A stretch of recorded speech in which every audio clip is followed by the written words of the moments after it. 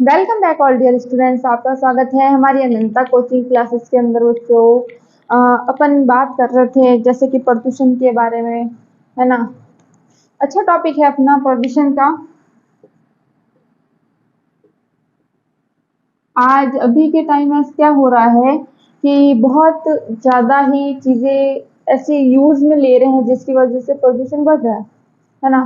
मतलब वातावरण से गैसों का प्रदूषण हो रहा है। अपन क्या कर रहे हैं जी, मतलब थैलियाँ यूज कर रहा है, प्लास्टिक की चीजें यूज कर रहा है, प्लास्टिक की यूज भी करते हैं और उनको जलाते भी हैं।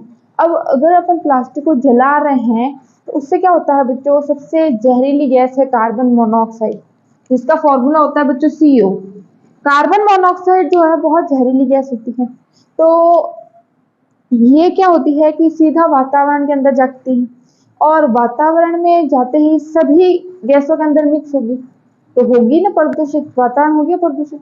और ये इतनी जहरीली गैस होती है कि अगर अपन इसके संपर्क में आते हैं, आधा घंटा आप इसके संपर्क में रुक जाओ ना तो आदमी की मौत हो जाती है। इतनी ये मतलब नुकसानकारी प्रभावशाली होती है कार्बन मोनोऑक्साइड। सबसे ज्यादा सेकंड जहरीली गैस है CFC, क्लोरोफ्लोरोकार्बन, है ना बच्चे। इसका पूरा नाम है क्लोरोफ्लोरोकार्बन।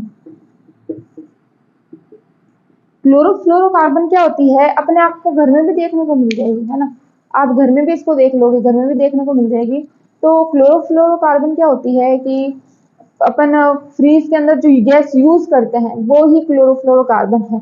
जो ठंडी होती है, जो AC के अंदर अपन गैस यूज कर रहे हैं वो है क्लोरोफ्लोरोकार्बन। AC के अंदर भी जो गैस भरी होती है वो CFC ही होती है। फ्रिज के ऊपर, फ्रीजर के अंदर जो गैस होती है वो भी CFC ही होती है ना। तो एक तो आपने गंगा नदी जो है देखी तो नहीं हो या किसी ने देखी हो, मैंने तो अभी तक देखी नहीं है। तो गंगा नदी बहुत ज्यादा मात्रा में प्रदूषित हो चुकी है, बहुत ज्यादा मात्रा में। तो गंगा नदी निकलती कहाँ से है बच्चों, गंगोत्री से, बंगाल की खाड़ी से। गंगोत्री से बंगाल की खाड़ी से होते हुए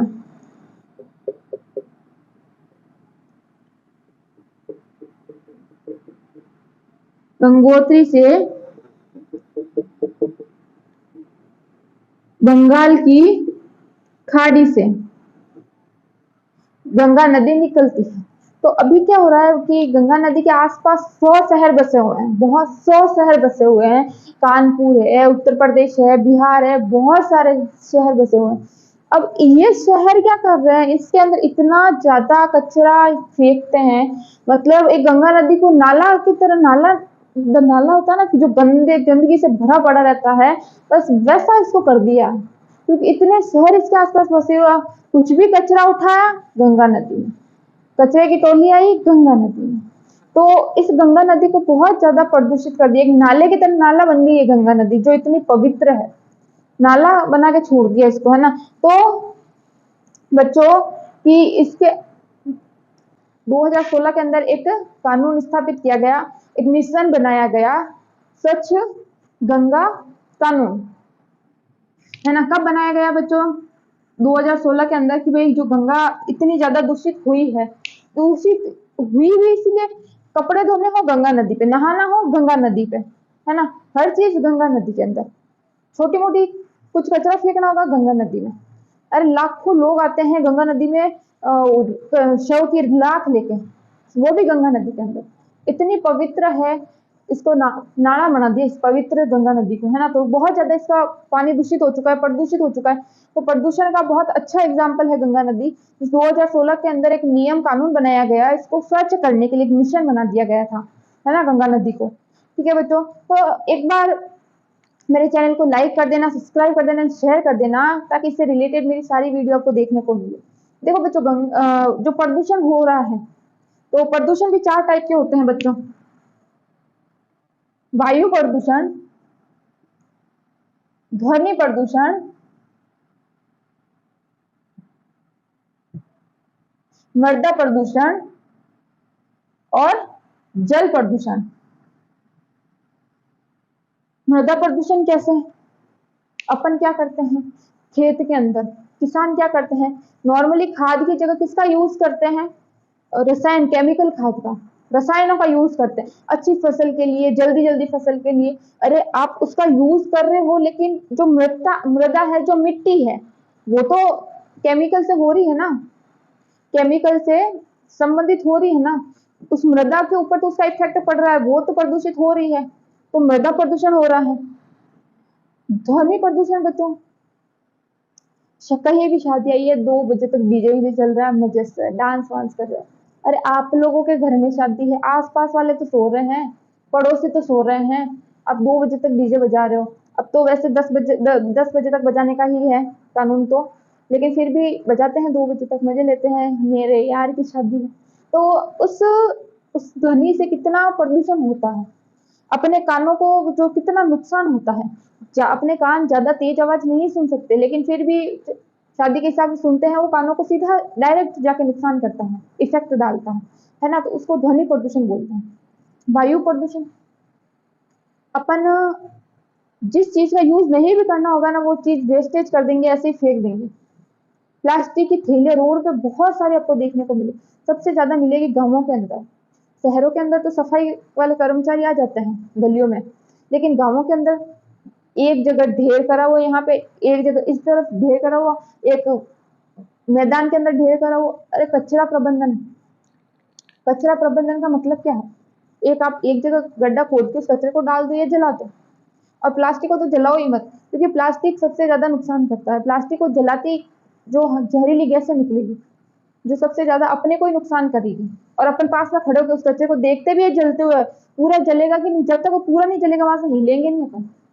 तो डायरेक्ट धुआं अपनी बॉडी के अंदर जा रहा है, दमा की प्रॉब्लम हो सकती है, आपको सांस की प्रॉब्लम हो सकती है ना, क्योंकि वो गैसें डायरेक्ट अपनी बॉडी के अंदर जा रही है। अपन खड़े होकर वहां देखते हैं, हाँ कचरा जल रही है ना। तो ये है बच्चों वायु प्रदूषण, क्योंकि वायु में भी मिलती है, तो दूसरी गैसों को भी दूषित करती है, हानिकारक गैसें मिक्स होती है। तो बच्चों ये तो हो गया वायु प्रदूषण। जल प्रदूषण मैंने बहुत अच्छा एग्जांपल बताया गंगा नदी का जल प्रदूषण का। तो और जल प्रदूषण क्या होता है कि तालाबों के अंदर देखते हो, तालाब के अंदर वाटर पानी बहुत ज्यादा भरा हुआ है, लेकिन गंदा है, अपन डायरेक्ट नहीं पी सकते या उसको डायरेक्ट यूज नहीं कर सकते, गंदा है। नदियों के अंदर रहता है, नदियों के अंदर जाके नहाते हैं अपन, लेकिन वो पानी गंदा रहता है ना। नालों के अंदर भरा पड़ा रहता है पानी गंदगी से, उस नाले में अपन कचरा डालते हैं, उस पानी को अपन ही दूषित करते हैं। वो है बच्चों जल प्रदूषण। तो इसको रोकने के यही उपाय है कि पहली चीज तो एक आप इनकार करो कि जिस चीज का अपने को यूज नहीं करना है या एक्स्ट्रा चीजें हैं तो उसको यूज मत करो। और प्लास्टिक से रिलेटेड चीज को तो यूज ही मत करो, बिल्कुल भी मत करो, है ना। एक तो ये हो गया कि जिस चीज की जितनी आवश्यकता है उतना ही करो। फिर दूसरा बच्चों कि कम यूज करो, किसी भी चीज का यूज करना ट्राई करो कम उपयोग हो, और जो हानिकारक है उसका तो बिल्कुल ही कम उपयोग हो, है ना, यूज करा करो। तो बच्चों फिर देखो नेक्स्ट आपका है पुनः उपयोग। अपन जिस चीज का वापस यूज कर सकते हैं, मान लो मैं एक सब्जी की थैली लेके आया हूँ या थैली लेके आई हूँ या कोई भी लाया हो, तो उस थैली के अंदर सब्जी है, मैंने सब्जी निकाल दी, उस थैली को आप वापस अपने घर में सेफ रख दो, नेक्स्ट टाइम या कल वापस यूज आ जाएगी। उसको फेंकते क्यों है? उसको फेंको मत, पुनः चक्रण वापस पुनः यूज करो, है ना। तो तीसरा इसका पॉइंट हो गया पुनः चक्रण, वापस रिसाइकल यूज कर लो आप उसका। फिर होता है बच्चों पुनः प्रयोजन।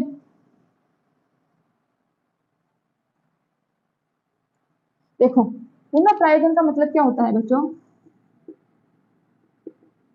मतलब अपने अपन ने कोई चीज लाई, लेकिन वो अपने यूज में नहीं आ रही है, जिस चीज के लिए अपन लाए थे वो यूज में नहीं आ रही है, तो उस चीज को एक बार का रख दो सेफ जगह, उसको फेंको मत या वेस्ट मत करो, रख दो नेक्स्ट टाइम के लिए या और किसी काम के लिए उसको यूज में ले लो, अगर वो यूज आ रही है तो, है ना। तो उसको वेस्ट मत करो, जलाओ मत, फेंको मत, क्योंकि वो फेंकोगे आप वो अपशिष्ट होगा, गंदगी होगी, प्रदूषण होगा। सबसे ज्यादा प्रदूषण होता है ये गाड़ियों से, गाड़ियों के जो धुएं चलते हैं वो भी वायु प्रदूषण में शामिल किया गया है, क्योंकि गाड़ियों के धुआं से वो देखते हैं काला काला धुआं निकलता है। आप उस काले धुएं के, अगर अपन के पास से एक ट्रक निकला है, काला धुआं छोड़ दो, आप 5 मिनट वहां खड़े नहीं रह सकते, 5 मिनट के आप 2 मिनट उस धुएं के अंदर खड़े नहीं रह सकते, इतना वो प्रभावशाली होता है ना, उस नुकसान करता है। तो वो भी वायु प्रदूषण के अंदर शामिल है। तो बच्चों ये था प्रदूषण और प्रदूषण से रिलेटेड टाइप। आपको इसके अंदर कुछ नहीं समझ में आया हो ना, तो मुझे कमेंट के अंदर मैसेज कर देना। वैसे बहुत ईज़ी टॉपिक है, और मेरी नेक्स्ट वीडियो, इसका नेक्स्ट टॉपिक देखने के लिए मुझे मेरे चैनल को लाइक कर देना, सब्सक्राइब कर देना, शेयर कर देना बच्चों, ताकि आपको मेरी नेक्स्ट वीडियो देखने को मिले। जय हिंद, जय भारत।